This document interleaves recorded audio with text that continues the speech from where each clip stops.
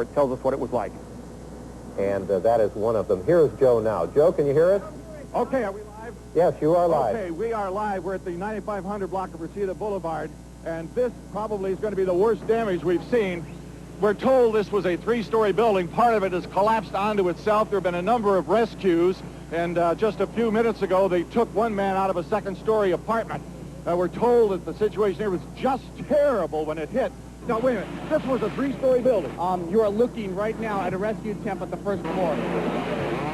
Were you in the building when it happened? Yes, I'm on the third floor, and the stairwells were all blocked with rubble and stuff. I had to climb through all of that and then jump from the second floor.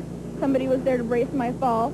Got a couple of scratches on my legs, but nothing big. Our house is totaled. Cars totaled. Everything's gone. Again, 7 confirmed dead. 8 people were transported to the hospital for treatment of their injuries.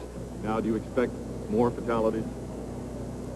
I hope not. I have to tell you that, but it is a complete and chaotic, catastrophic collapse. I mean, there was people at 4:30 in the morning, and again, not knowing how many. We're hoping for the best. How bad was it? Pretty bad.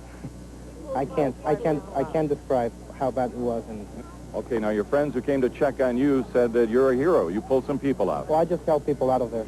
I don't consider myself a hero. I just trying to help them out of there. How much time was there between the earthquake and when the building started to collapse? Right away. I think immediately. Right away. The ceiling came right down on me. And it was just seconds, it seemed like. 15 seconds. I couldn't find anything. All I know is the one wall came in, the ceiling came down, and somebody got me out. That's all. I mean, everybody was just in extreme fear, and it was just a high anxiety situation. Now, how many people who you know who live on the first floor have you seen out? I've heard a couple people that I knew in the building that were okay, but I didn't actually know the people that lived in the front tier or the rear tier. We were in the middle tier, and we were just lucky to be alive. It was just unbelievable. The bad news again, 5 people confirmed dead, including a 14-year-old boy. I'm Joe McMahon reporting live from Northridge. Back to you in Hollywood.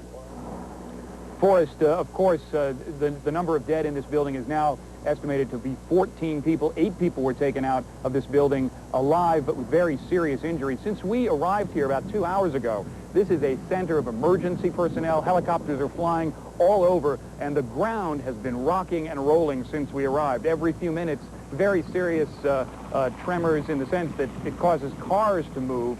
And this building, very early this morning, Los Angeles time, when the earthquake was at its peak, moved 6 feet to the north and then 6 feet to the south. And as you can see, it's a 2-story building over here, and it's a 3-story building over here. This building actually was twisted and torqued in 2 different directions. John, there's a terrible serendipitous quality to what earthquakes do. That is to say that one building is affected while not far away, another building is unaffected. This may be a very difficult question to answer, but what happened to this building? Why is it the one that went through this, do you think?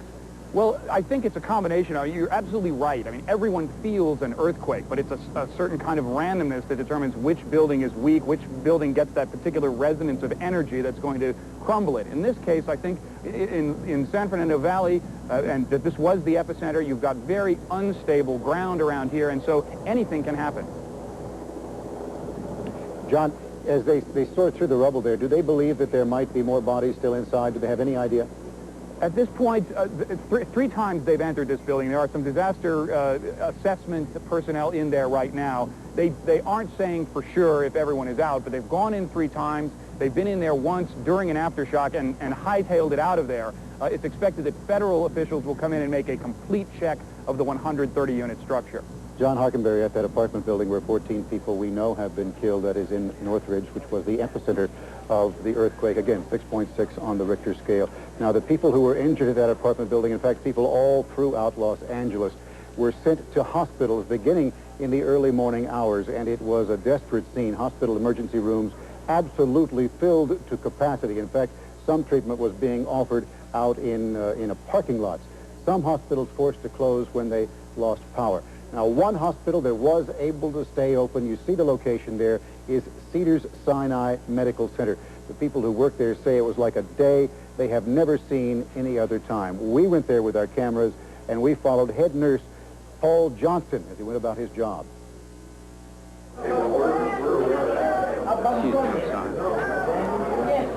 was in Hermosa Beach. I was in bed. These are my days off. So I hung out on the beach for a few minutes and then decided to come in. What we've seen is a very large influx of patients with either broken arms or legs, lacerations, particularly to the feet. We've also seen a lot of cardiac patients. Apparently the two centers are down, and we've got 100 patients in the LA area that need to be dialyzed today.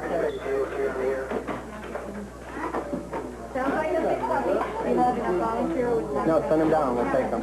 The physicians and nurses have responded without being called, actually. People that are in a position to come and assist have people who don't have family responsibilities, people who are not from areas that are structurally damaged. They've been able to come in and assist. This is Peter Stein at UCLA. I'm passing you loud and clear. No, I haven't seen a situation this bad in a hospital. This is a major event in the local area here, and we've responded to it in such a way that I've never seen done in another facility that I've worked at, and I've been nursing for 8 years. And that is how it was for head nurse Paul Johnson. Now, bear with us. We are trying to bring you the freshest information that we possibly can, and sometimes we rely on old-fashioned technologies. We're going to do that right now. I'm going to the telephone. And with us is Mary Flores. She is with the Emergency Room Medical Services of Cedars-Sinai Hospital.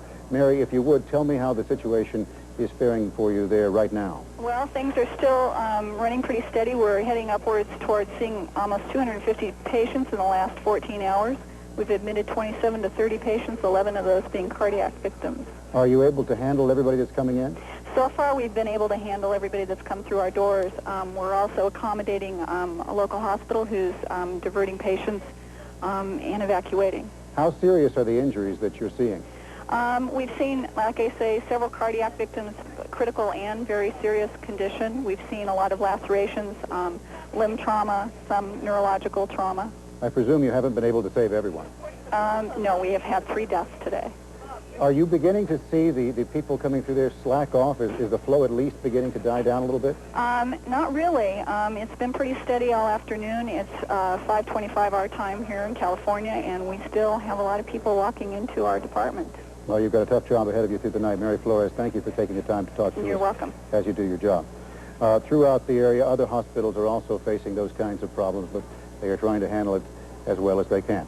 We'll bring you more information about that as the program goes on. When we come back, we're going to take a look at what was the real source of the trouble. It was an earthquake fault that had never been heard of until today. Day one will continue in a moment.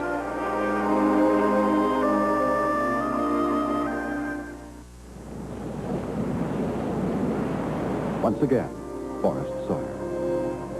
For how many years have we been hearing about the big one that people feared was going to come to Los Angeles, that big earthquake that was going to cause so many problems? For how many years have we been hearing about the danger of the San Andreas Fault?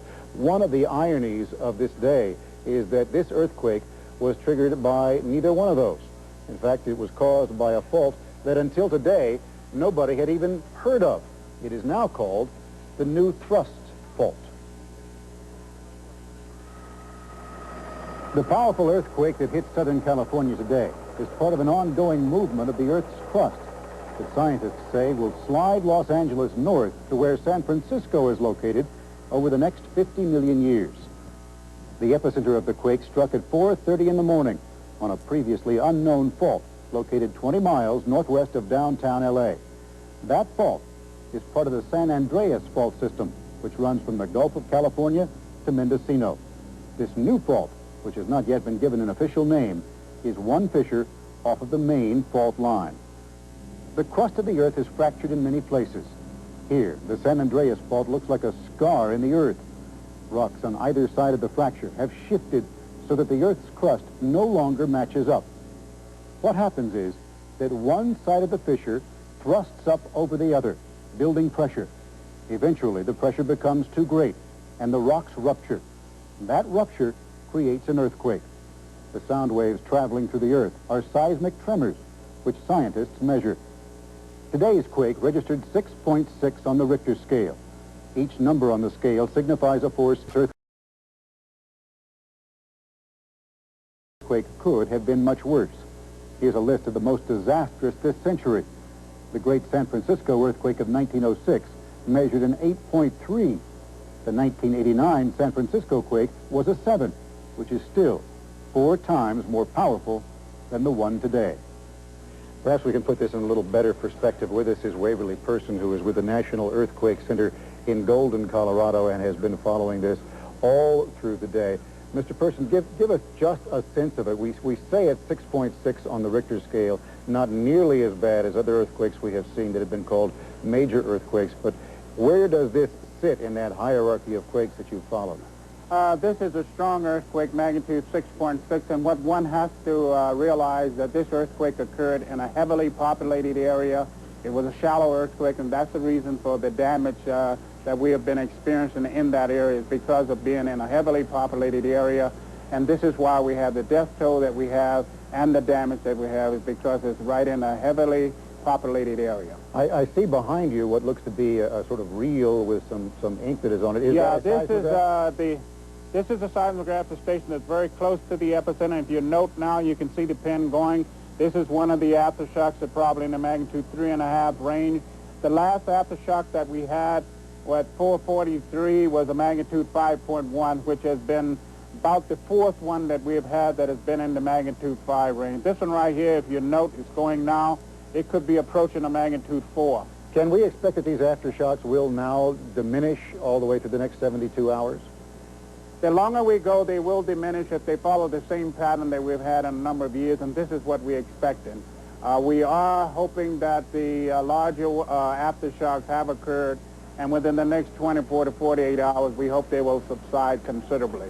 But the aftershocks themselves could last several months, but they would be very small.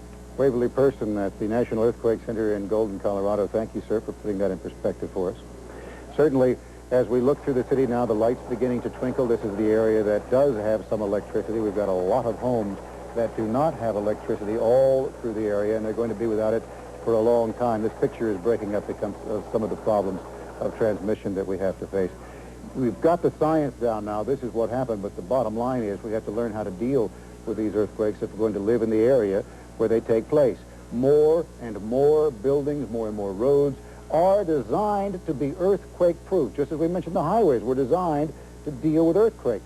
Does that mean that they're fail-safe? Obviously not. And the Los Angeles quake is proof of that. Ken Kashiwahara reports from San Francisco, which is, as you know, another California city that's seen its share of these quakes. San Franciscans remember 1989 and the last major earthquake to hit a metropolitan area. It registered 7.1 on the Richter scale and, like Los Angeles, destroyed homes and businesses and freeways. Total damage, nearly $6 billion. 63 people were killed, many when the Cypress Freeway collapsed in Oakland. That freeway still has not been replaced, and other freeways are still being repaired. 4 years ago, officials here in the San Francisco area didn't learn anything they didn't already know. Structures and highways that were built or rebuilt to earthquake standards survived. Those that had not been strengthened for lack of political will or money did not. There were few surprises. So in Los Angeles, what withstood today's earthquake and what didn't in this place that often looked more like a war zone than a city? Buildings like this parking garage just collapsed. Low buildings, department stores, garages, and part of a hospital are least able to withstand a quake when those buildings are brittle and made of brick or masonry. In the suburb of Northridge, a corner of Bullock's department store was reduced to a pile of concrete. Prefab buildings with weak connections don't do well in a strong quake with an epicenter so close by. The vast majority of buildings were not damaged.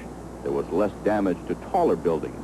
In earthquakes, taller buildings with steel frames built to earthquake codes tend to sway when the ground shakes, but not collapse. But this was a surprise. An apartment building not only built to earthquake standards, but built on rollers to sway during a quake, suffered major structural damage. Paul Johnston is a structural engineer. And the system of rollers that allows the ground to move separate from the structure, which should result. Types of isolation systems are fairly new in actual practice. They've been designing them for some years, but they haven't had that much experience yet. So what does this tell you? What it tells me is that we are going to learn from that experience. As for the maze of freeways that make up LA's skyline, there were major collapses, especially on the overpasses with long distances between supporting columns. Experts say highways can be retrofitted, but to do an entire city like Los Angeles is enormously expensive. And even that is no guarantee that overpasses will hold up in a strong earthquake. Highway I-5 was so close to the epicenter, experts say, the damage may have been unavoidable. But farther away on the Santa Monica Freeway, the damage may have had a different cause. Bridge abutments like this one are often shaken as the soil underneath shifts. The weaker the soil, the worse the danger. Still, while twisted wreckage now replaces much of the freeways, other highways and overpasses were not damaged. And underground, there are dangers. Water mains and gas lines often run next to each other. When an earthquake ruptures one, it can lead to an explosion of water, followed by gas fires that roar through the city all day. Experts say it could have been worse. If the quake had been stronger, more gas lines could have ruptured. The lesson of these last two quakes in San Francisco and Los Angeles: can a city ever really be earthquake-proof? Los Angeles is upgrading its older structures, but that takes time and money. In this state where 80% of the people live near an active fault line, experts say each earthquake reveals how much more needs to be learned. Most of the damage that occurred in Oakland or San Francisco is some 50 miles or so away. Here, we're in the San Fernando Valley, a very heavily built-up area. And so just the much greater population of buildings is going to result in what seems to be a lot more damage.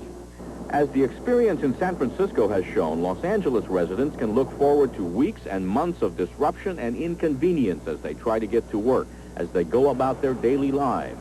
Freeways and buildings will have to be repaired and retrofitted to earthquake standards. The costs will be enormous, and it will take years to complete.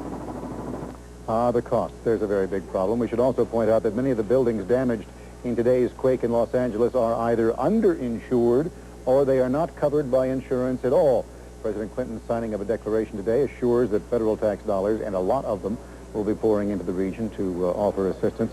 And State Assembly Speaker Willie Brown up in Sacramento said today that lawmakers there should consider raising the state sales tax 0.25% to deal with damage caused by the Northridge earthquake. It means that the United States taxpayers and California taxpayers will be paying for this damage for a long time to come. We'll be coming back in just one moment. Day one will continue.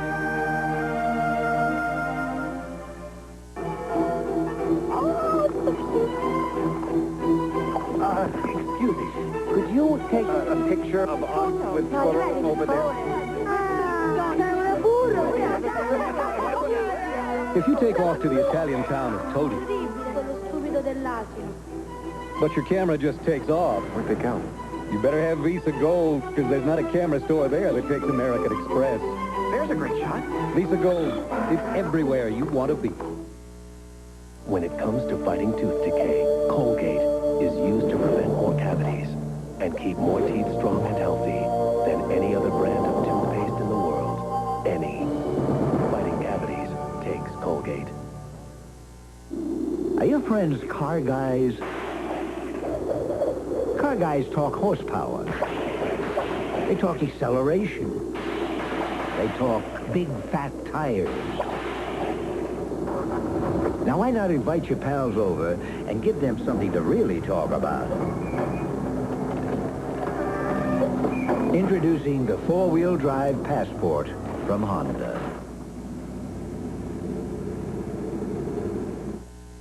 How come your skin has been looking so good lately? Are you using some $20 an ounce moisturizer? Me? I'm using this great one from Suave. Suave? Uh-huh. They make a moisturizer? Oh, yeah. No kidding. No kidding. I didn't know that. He broke the first rule of the FBI. We just gotta get lucky every so often. He slept with his informant. I'm crazy about this man. Can't you hear me? He's a married man. Now, Are you threatening me? he might have to kill her. Something happened. Something evil. Betrayed by love next. Tuesday. It's your ex-boyfriend trying to make it look like I screwed up. A rookie has it out for Kelly. I think that you are trying to demean me in the eyes of a woman. How bad do you want to hurt yourself around here? NYPD Blue, Tuesday. Viewer discretion advised. The California earthquake. This special edition of Day 1 will continue after this from our ABC stations.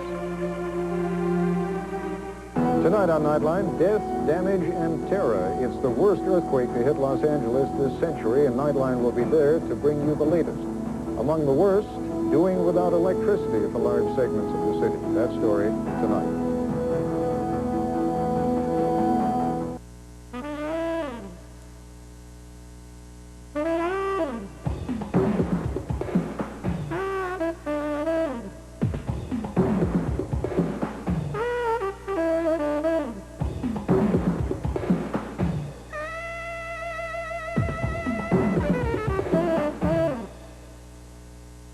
Once again, Forrest Sawyer. We have been talking about some of the damage and why it was caused, some of the scientific issues surrounding this, but we should not forget the most significant aspect of all of this is that so many people's lives are affected once again. The death toll that we have at this point is that 27 people have been killed. It is a worry and probably a likelihood that that death toll will increase. There are so many people out searching right now through the rubble to see if there are bodies there, to see if there may be some survivors who are still trapped. It is indeed possible that there are still survivors out there. So much of the city is without electricity right now, as many as 1 million homes and businesses. So that part of the city has been blocked out. As a consequence, Mayor Richard Reardon has issued a dusk to dawn curfew.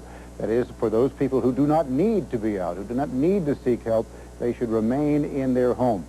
LAPD, the Los Angeles Police Department, and some 1,500 National Guardsmen are out there to enforce this curfew and to try to prevent looting, of which we saw at least some this morning, sporadic looting. We've heard so many stories from people who lived through this quake, who suffered through it, so many stories of people who lost everything they had. Let us show you just one. This is Hy and Lillian Schechtman, Los Angeles residents who lived in this same apartment for 17 years.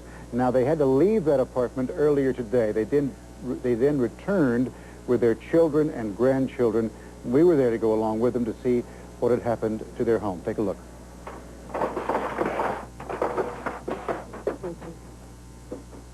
Our windows are broken. Oh my God! This is broke. There's something that's all right.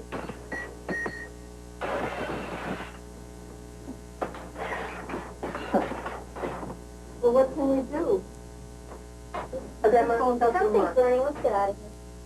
Let's go. I know. Let's get out of here now. Grandma, get your underwear. Grandpa, get them. Absolutely devastating. And what's more, we don't even know whether our building is going to remain intact or whether or not we're going to be condemned and the building will have to come down.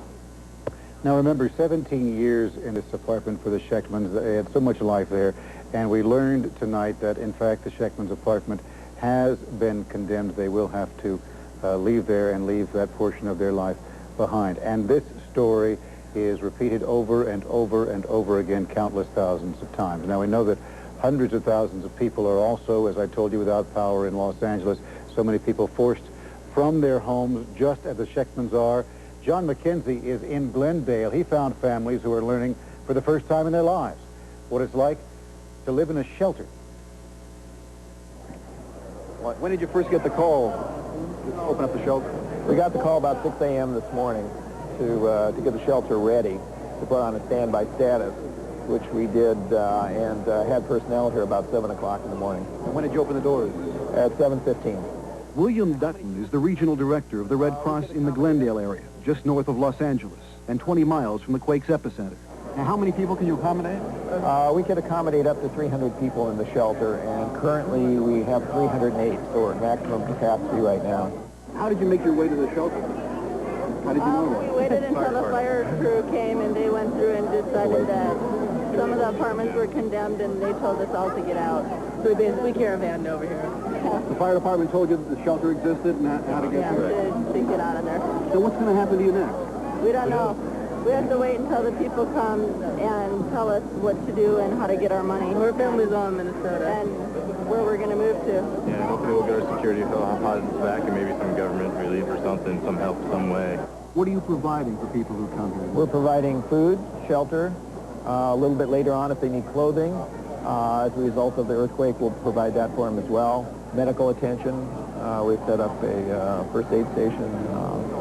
So whatever the needs are at this point. Now, how long can you continue providing this? We'll provide this at least for several days, but as long as the need still arises in this area, we'll provide the assistance.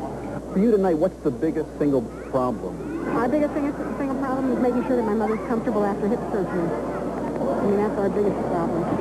And we're alive, and hopefully everybody else is okay.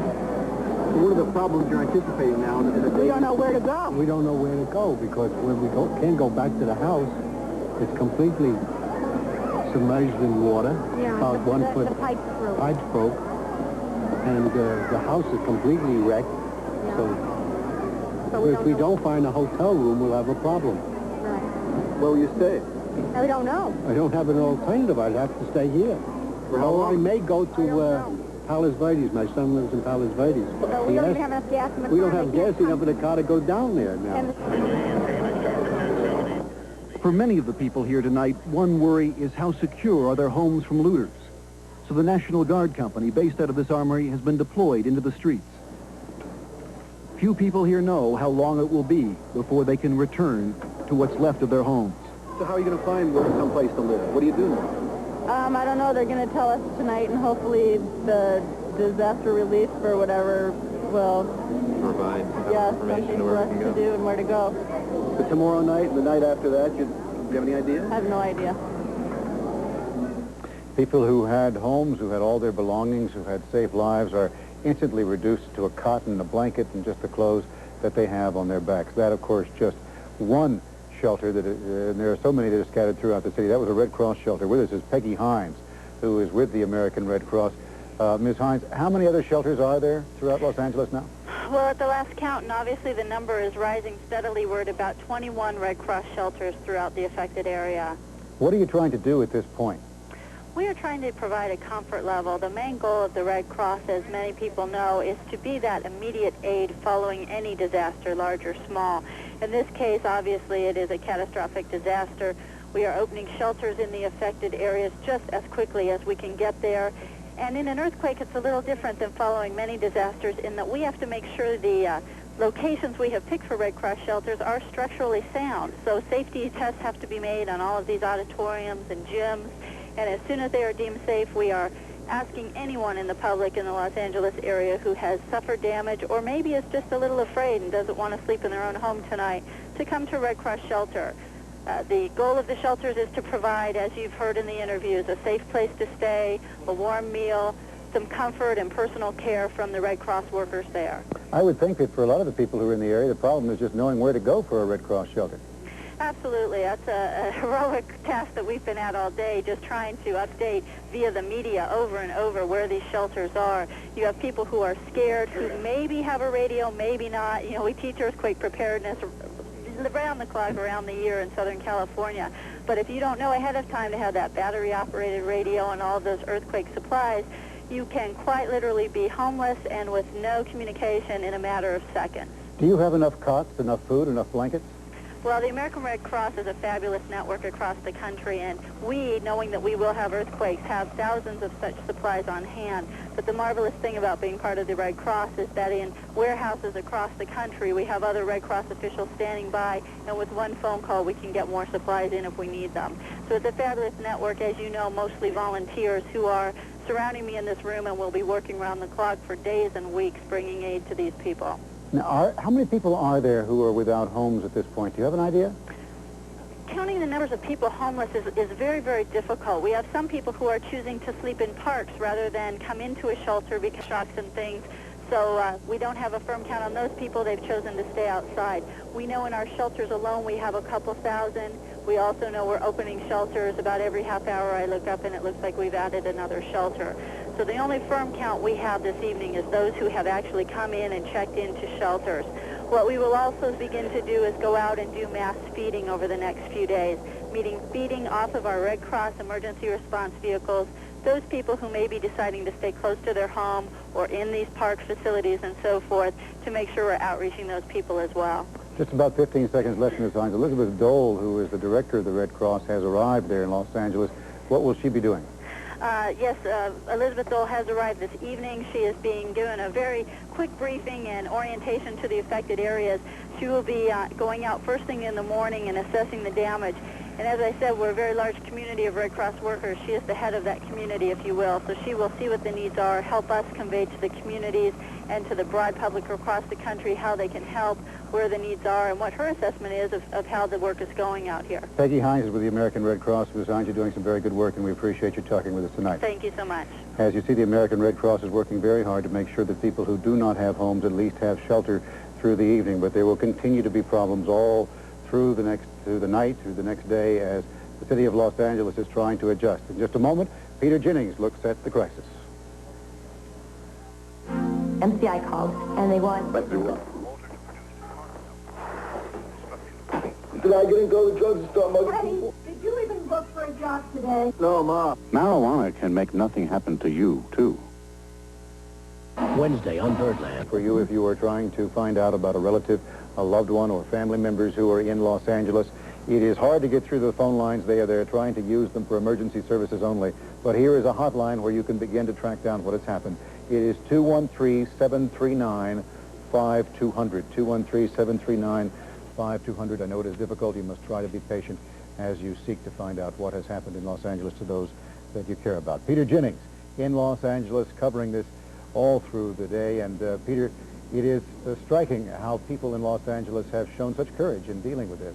It's a difficult problem, and they're standing right up to it. Yeah, we've been through this before, Forrest. It's terrible that 29 people died today, but in the 1989 San Francisco earthquake and in the 71 earthquake out here, many more people died, almost 60 in both cases. One of the things that's always struck me about Californians in a situation like this is they're divided into really three categories. There are those who are just full of bravado and almost want to challenge nature, which we all know is thoroughly stupid. There are those who were just resigned to the fact that California has to endure this over a long period of time. And I won't be at all surprised if tomorrow some people up here in the San Fernando Valley decide enough is enough and pick up and pack their bags and decide to move to another part of the country. Because since 1986 out here, the earthquake intensity has increased. There have been 7 major earthquakes out here since 1986. And that is reason for people to be more concerned than they used to be. Governor Pete Wilson, in frustration, said, I don't know how much Angelenos can expect to put up with. They have had a very difficult year, from riots to economic problems and now to earthquakes.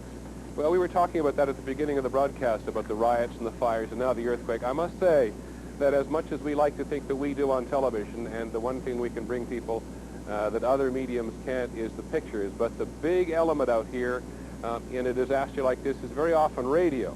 And tonight, the sun has gone down here in the valley. People are wondering what to do tomorrow. Everybody's listening to radio. We heard one local radio station refer to itself as a 50,000-watt therapy session. And it's perfectly correct, because it's through radio and local television that people will know what tomorrow holds. It is important to point out, Peter, this remains an emergency situation in Los Angeles. There are people still pouring into the hospitals. There are so many who are without homes or without electricity or safe drinking water, so we are looking at some difficult hours through the night and on into the next day. Oh, I think even more than that for us. You know, we've talked a lot in the broadcast about the tremendous wound that has been done to this state's freeway and highway system. And what's even been worse is people have had to get off those freeways and onto already heavily traveled roads. So for the week or so from now, these Californians who come and go in their automobiles are going to wonder what to do. And it's going to be an enormous problem, not to mention the aftershocks, which may go on for a week. So they have a lot ahead of them, which is pretty heavy. As for the highways, Peter, in San Francisco, there are still some areas that haven't even been filled up. So I guess, yes, there are some difficulties, you would say. Indeed. Peter Jennings in Los Angeles. Thank you, Peter. We should point out that on Nightline tonight, continuing coverage of the earthquake in Los Angeles, and ABC News will, through the evening, also bring you further coverage of that and on into the night. That is the latest news from ABC News, Day 1. I am Forrest Sawyer. Thank you, and we wish you a very good evening.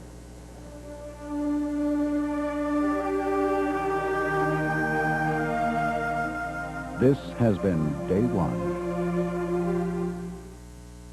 Day One is a presentation of ABC News. More Americans get their news from ABC News than from any other source.